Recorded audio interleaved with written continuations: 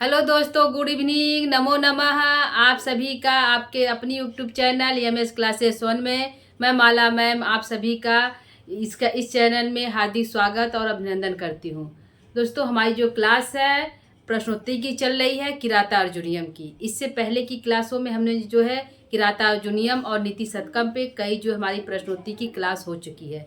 यदि आप उसको देखना चाहते हैं तो आप चैनल के माध्यम से या फिर जाकर मतलब चैनल एमएस क्लासेस 1 जो है सर्च करके प्लेलिस्ट में जाकर उसको देख सकते हैं। ठीक है दोस्तों, तो आइए हम लोग स्टार्ट करते हैं आज की प्रश्नोत्तरी जो किराता अर्जुनियम पे है और जो है भारवी की रचना है। ठीक है, तो आज का हमारा पहला जो प्रश्न है, पहला प्रश्न जो है पहला प्रश्न है समेन सिद्धि मुनयो न भूभृत। यह कथन किसका? यह प्रश्न है कि जो समेन सिद्धि मुनयो न भूभृत, जो यह पंक्ति आई है यह सुक्ति के रूप में भी हो सकती है दोस्तों और जो है पंक्ति के रूप में। तो यह जो सुक्ति है या यदि पूछ रहे हैं यह सुक्ति किस ग्रंथ से है तो किराता अर्जुनियम से। ऐसे ही प्रश्न पूछ सकता है इस पंक्ति को देखकर, या पूछ सकता है कि यह जो पंक्ति है किस कवि के द्वारा लिखी गई है, तो भारवी के द्वारा लिखी गई है। लेकिन यहाँ पे प्रश्न यह पूछ रहा है कि यह कथन किसका है, यह किसने कहा है। तो यह कथन जो है द्रौपदी ने कहा है। ठीक है, किससे कहा? युधिष्ठिर से कहा है। किसने कहा? द्रौपदी जो है युधिष्ठिर से कहती है। द्रौपदी जो है युधिष्ठिर से, द्रौपदी का कथन है। ठीक है, द्रौपदी का कथन है, युधिष्ठिर से कहती है। कब कहती है दोस्तों? जब वो वन में रहती है तब जो है युधिष्ठिर से कहती है कि आपने जो है आपको यदि शांति का मार्ग प्रसिद्ध है, यदि आपको शांति ही चाहिए, शांति का मार्ग यदि आपको पसंद है तो आप अपने इस तीर धनुष इत्यादि को त्याग दीजिए, छोड़ दीजिए। क्योंकि जो मुनि लोग रहते हैं, क्या है? समेन सिद्धि मुनेन बुभृता। जो मुनि लोग रहते हैं जो अब इस मार्ग पे चल रहे हैं, शांति के मार्ग पे चल रहे हैं, उन्होंने अपने जो है धर्म अर्थ काम जो जितनी भी इच्छाएं हैं उसको प्राप्त कर लिया, जीत लिया है। उसके बाद जो है उनका जो अंतिम लक्ष्य है मोक्ष प्राप्त करना।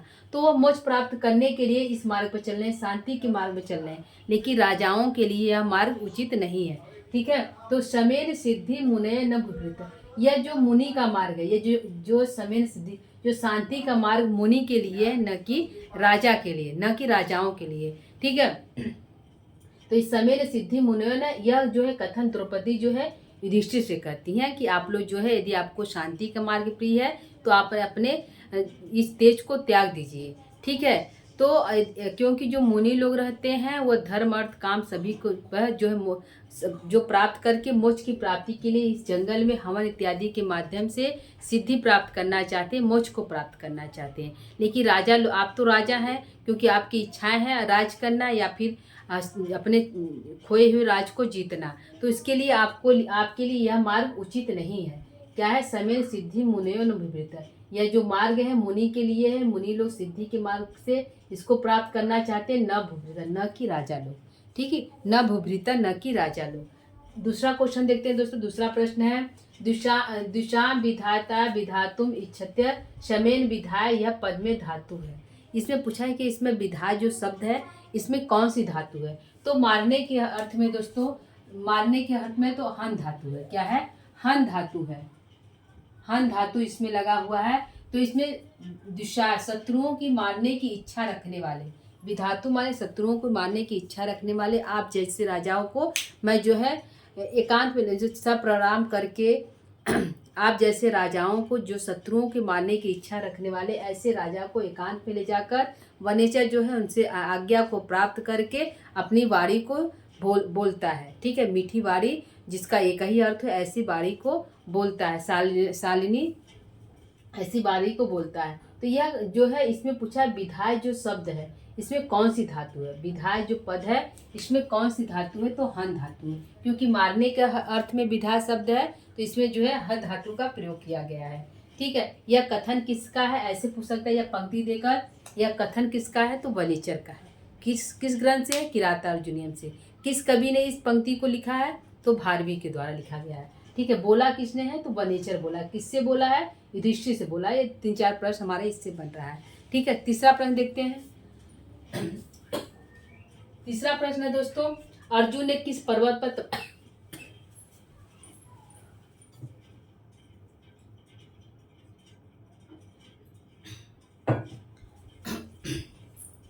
अर्जुन ने किस पर्वत पर तपस्या की।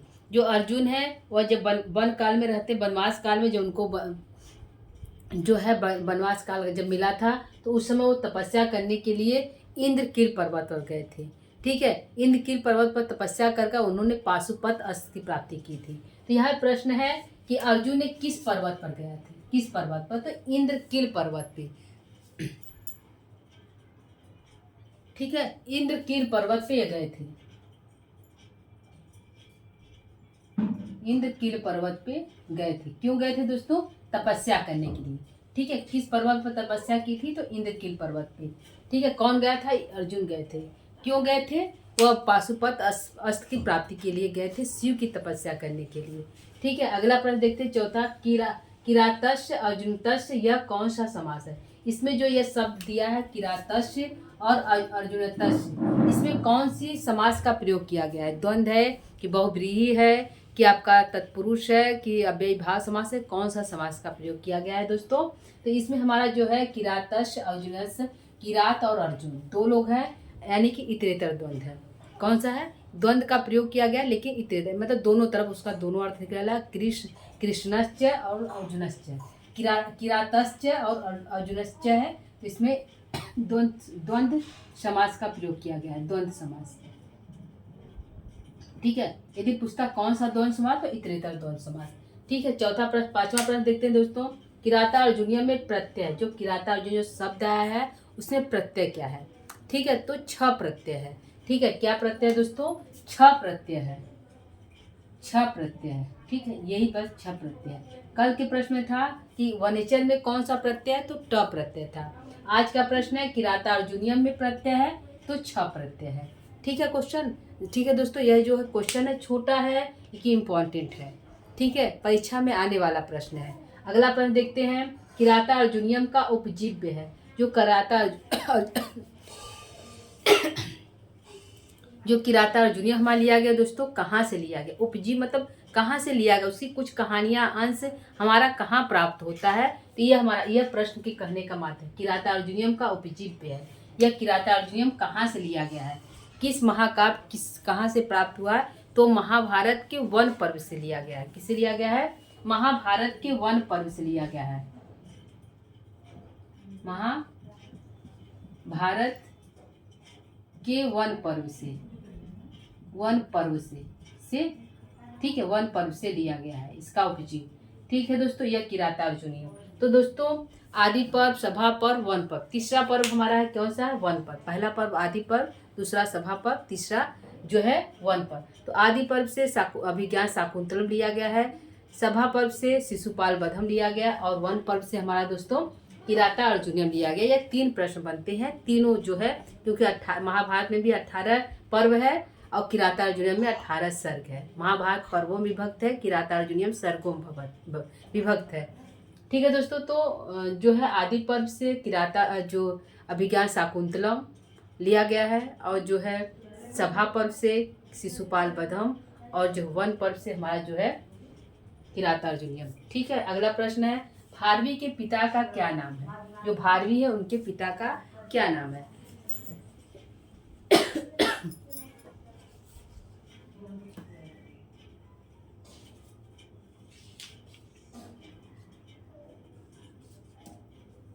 ठीक है दोस्तों, तो आंसर हमारा होगा श्रीधर। क्या है? भारवी के पिता का क्या नाम है दोस्तों? तो श्रीधर, श्रीधर। ठीक है, इनको जो है नारायण पंडित भी कहा जाता है। ठीक है, किसके अनुसार कहा जाता है नारायण पंडित? अवंती सुंदरी कथा है जो भारवी की रचना है। ठीक है, तो उसमें इनको जो है श्रीधर को नारायण पंडित नाम से संबोधित किया गया था, इसलिए इनके दो नाम की यदि पूछता है कि अवंती सुंदरी के अनुसार जो है भारवी के पिता क्या नाम है, तो नारायण पंडित। अब ऐसे पूछा कि भारवी के पिता क्या नाम है, तो श्रीधर। तो इनका दोनों नारायण पंडित है, नारायण पंडित, पंडित। ठीक है, इनका नारायण पंडित भी नाम है और श्रीधर भी नाम है। नारायण स्वामी, सॉरी दोस्तों, पंडित नहीं, स्वामी। ठीक है, नारायण स्वामी, नारायण स्वामी और श्रीधर। अगला प्रश्न है, भारवी को कौन सा उपाधि या उपनाम प्राप्त है? भारवी को कोई उपनाम कोई उपाधि प्राप्त है तो कौन सा है? ठीक है दोस्तों, तो इनको जो है उपनाम जो है इनको जो है उपनाम प्राप्त है भारवी।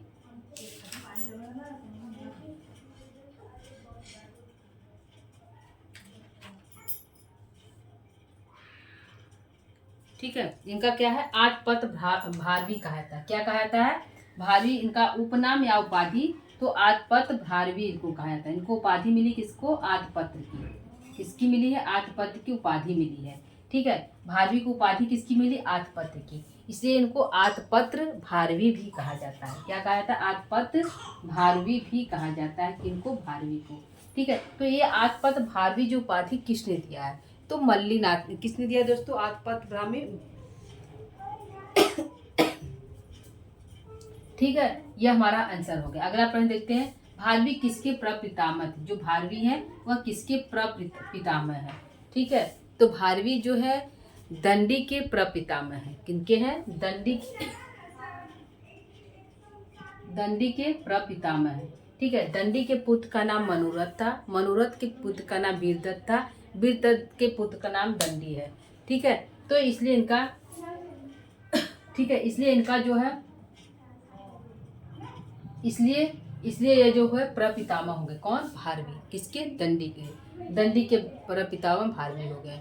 ठीक है, पहले भारवी के पुत्र का नाम मनोरथ, मनोरथ के पुत्र का नाम वीरदत्त, वीरदत्त के पुत्र का नाम दंडी है। ठीक है, अगला प्रश्न है, दंडी की कौन सी रचना है? दंडी यहाँ पे पूछा है दोस्तों, इससे दंडी भी कोई रचना किए होंगे, तो उनकी रचना का नाम 10 कुमार चरितम। क्या है? 10 कुमार चरितम। 10 कुमार चरितम इनकी रचना का नाम। किनके? भारवी के, सॉरी दंडी की। अगला प्रश्न दोस्तों, घंटा पथ, जो घंटा पथ है का शाब्दिक अर्थ क्या है? ठीक है, घंटा पथ जो है उसका शाब्दिक अर्थ क्या है? तो इसका अर्थ होता है राजमार्ग। क्या है? घंटा पथ का शाब्दिक अर्थ है राजमार्ग। राजमार्ग। यह घंटा पथ जो है, यह घंटा पथ जो उपाधि दंडी को दोस्तों भारवी को किसने दिया? तो मल्लीनाथ ने दिया। घंटा पथ करके संबोधित किया मल्लीनाथ ने भारवी को, तो इसका अर्थ हो गया राजमार्ग। ठीक है, क्या अर्थ है? राजमार्ग नाम है घंटा पथ का। ठीक है दोस्तों, यह हमारे 12 प्रश्न थे दोस्तों आज के लिए। कल जो है हम जो है नए प्रश्नोत्तरी के साथ फिर उपस्थित होंगे दोस्तों। आज के लिए इतना ही। ठीक है दोस्तों, तो आज के लिए इतना है। यदि आज हमारी जो है प्रश्नोत्तरी यदि आपको अच्छी लग रही है, समझ में आ रही है, तो आप जो है इसको लिख सकते हैं, लिख लीजिएगा, और जो है परीक्षा दृष्टि से उपयोगी है। ठीक है, और हमारे चैनल को सब्सक्राइब, लाइक इत्यादि कर दीजिएगा। ठीक है दोस्तों, तो आज के लिए इतना ही। कल पुनः मिलेंगे, तब तक के लिए नमो नमः।